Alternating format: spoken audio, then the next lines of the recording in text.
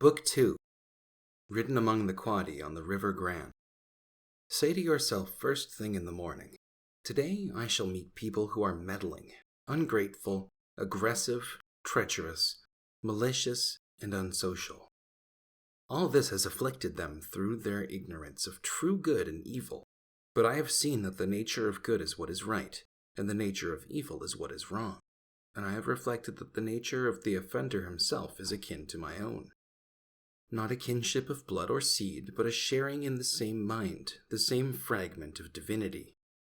Therefore I cannot be harmed by any of them, as none will infect me with their wrong. Nor can I be angry with my kinsman or hate him. We were born for cooperation, like feet, like hands, like eyelids, like the rows of upper and lower teeth. So to work in opposition to one another is against nature, and anger or rejection is opposition. Whatever this is, this being of mine is made up of flesh, breath, and directing mind. Now, the flesh you should disdain. Blood, bones, a mere fabric and network of nerves, veins, and arteries. Consider, too, what breath is. Wind, and not even a constant, but all the time being disgorged and sucked in again. That leaves the third part, the directing mind. Quit your books. No more hankering. This is not your gift. No, think like this, as if you were on the point of death. You are old. Don't then let this directing mind of yours be enslaved any longer. No more jerking to the strings of selfish impulse. No more disquiet at your presence or suspicion of your future fate. The works of the gods are full of providence. The works of fortune are not independent of nature, or the spinning and weaving together of the threads governed by providence. All things flow from that world, and further factors are necessity, and the benefit of the whole universe of which you are a part. Now every part of nature benefits from that which is brought by the nature of the whole, and all which preserves that nature.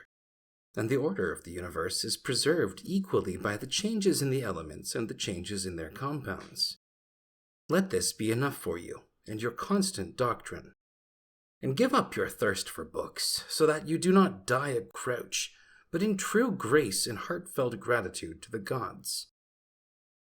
Remember how long you have been putting this off, how many times you have been given a period of grace by the gods and not used it. It is high time now for you to understand the universe of which you are a part, and the governor of that universe of whom you constitute an emanation, and that there is a limit circumscribed to your time. If you do not use it to clear away your clouds, it will be gone, and you will be gone, and the opportunity will not return. Every hour of the day give vigorous attention, as a Roman and as a man, to the performance of the task in hand with precise analysis, with unaffected dignity, with human sympathy, with dispassionate justice, and to vacating your mind from all its other thoughts. And you will achieve this vacation if you perform each action as if it were the last of your life, freed, that is, from all lack of aim, from all passion-led deviation from the ordinance of reason, from pretense, from love of self, from dissatisfaction with what fate has dealt you. You see how few things a man needs to master for the settled flow of a God-fearing life. The gods themselves ask nothing more of one who keeps these observances. Self-harm, my soul, you are doing self-harm, and you will have no more opportunity for self-respect. Life for each of us is a mere moment, and this life of yours is nearly over, while you still show yourself no honor, but let your own welfare depend on other people's souls. Do externals tend to distract you? Then give yourself the space to learn some further good lesson and stop your wandering. That done, you must guard against the other sort of drift. Those who are dead to life and have no aim for the direction of every impulse, and, more widely, every thought, are drivellers in deed as well as word.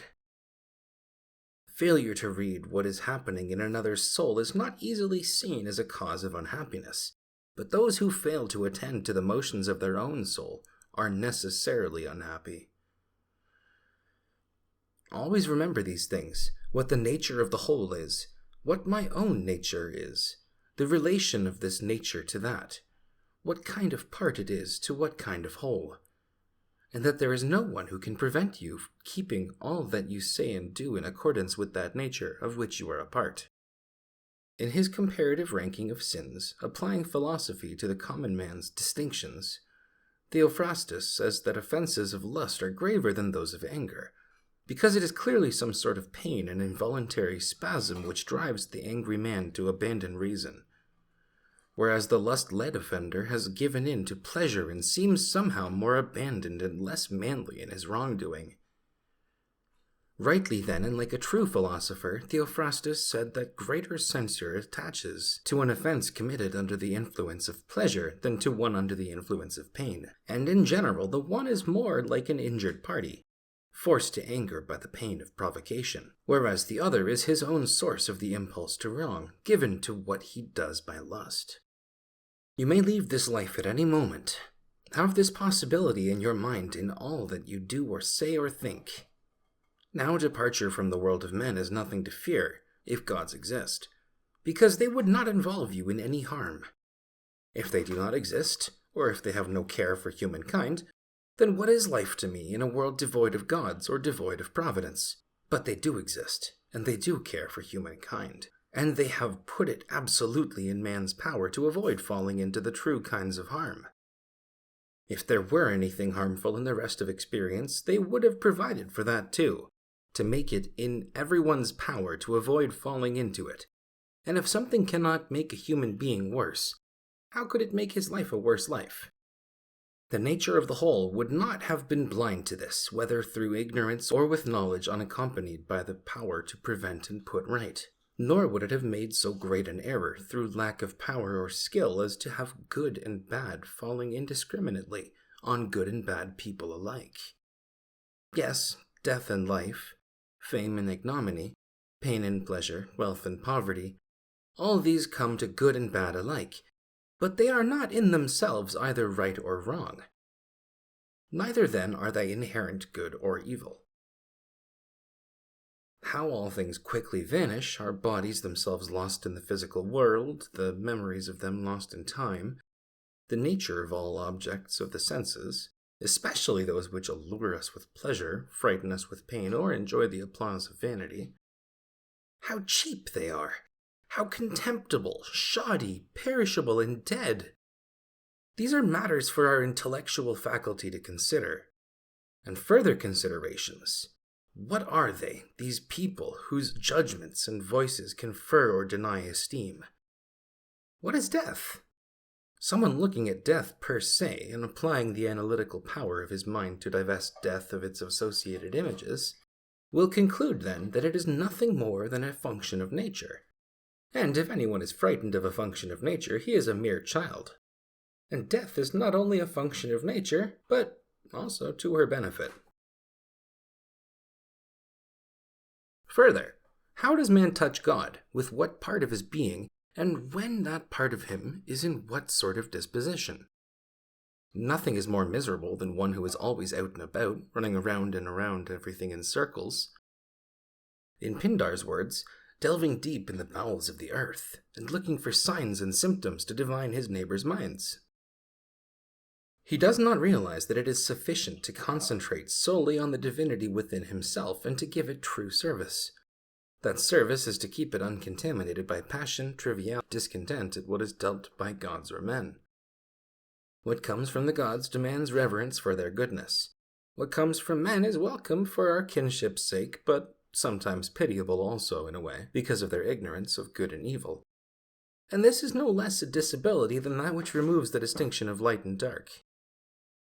Even if you were destined to live 3,000 years, or 10 times that long, nevertheless remember that no one loses any life other than the one he lives, or lives any life other than the one he loses. It follows that the longest and the shortest lives are brought to the same state. The present moment is equal for all, so what is passing is equal also. The loss, therefore, turns out to be the merest fragment of time. No one can lose either the past or the future. How could anyone be deprived of what he does not possess? So always remember these two things. First, that all things have been of the same kind from everlasting, coming round and round again. And it makes no difference whether one will see the same things for 100 years, or 200 years, or for an infinity of time. Second, that both the longest lived and the earliest to die suffer the same loss. It is only the present moment of which either stands to be deprived. And if indeed this is all he has, he cannot lose what he does not have. All is as thinking makes it so. The retort made to Monimus the cynic is clear enough, but clear too is the value of his saying, if one takes the kernel of it as far as it is true. The soul of a man harms itself, first and foremost, when it becomes, as far as it can, a separate growth, a sort of tumor on the universe. Because to resent anything that happens is to separate oneself in revolt from nature, which holds in collective embrace the particular natures of all other things. Secondly, when it turns away from another human being, or is even carried so far in opposition as to intend him harm, such is the case in the souls of those gripped by anger. A soul harms itself, thirdly, when it gives in to pleasure or pain. Fourthly, whenever it dissimulates, doing or saying anything feigned or false. Fifthly, whenever it fails to direct any of its own actions or impulses to a goal, but acts at random, without conscious attention. Whereas even the most trivial action should be undertaken in reference to the end. And the end for rational creatures is to follow the reason and the rule of that most venerable archetype of a governing state, the universe. In man's life, his time is a mere instant, his existence a flux, his perception fogged, his whole body composition rotting, his mind a whirligig, his fortune unpredictable, his fame unclear. To put it shortly, all things of the body stream away like a river. All things of the mind are dreams and delusion. Life is warfare, and a visit in a strange land. The only lasting fame is oblivion. What then can escort us on our way? One thing, and one thing only: philosophy. This consists in keeping the divinity within us, inviolate and free from harm, master of pleasure and pain, doing nothing without aim, truth, or integrity, and independent of others' action or failure to act. Further, accepting all that happens and is allotted to it as coming from that other source which is its own origin, and at all times awaiting death with the glad confidence that it is nothing more than the dissolution of the elements of which every living creature is composed. Now, if there is nothing fearful for the elements themselves in their constant changing of each into another, why should one look anxiously in prospect at the change and dissolution of them all? This is in accordance with nature, and nothing harmful is in accordance